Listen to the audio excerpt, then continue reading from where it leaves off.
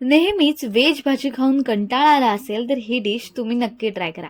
रोजच एकसारखी भाजी खात असतो तर म्हटलं आज काहीतरी वेगळं करूयात आणि तेही घरी उपलब्ध असलेल्या साहित्यातून.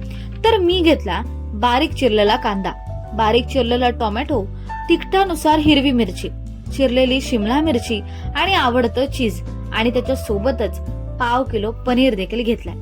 पण पनीर किसून घेऊया. चीज म्हटलं तर बटर हे लागणारच. गॅस ऑन करून एका कढईत अमूल बटर टाकून थोडं तेल टाकून घेऊयात.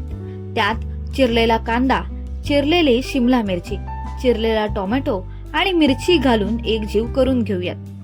त्यात थोडंसं लाल तिखट टाकून ते एकत्रित करूयात. कांदा आणि टोमॅटो हा थोडा नरम झाल्यावर त्यात चवीनुसार मीठ घालून घेऊयात. हे सगळं मिश्रण एकदम एकत्र करण्यासाठी थोडं परतवून देखील घेऊयात.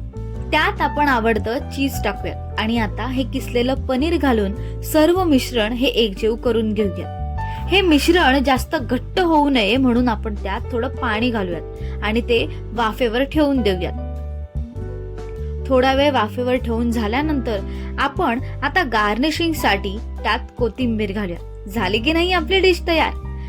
तर आजची डिश होती व्हेज चीज पनीर घोटाला.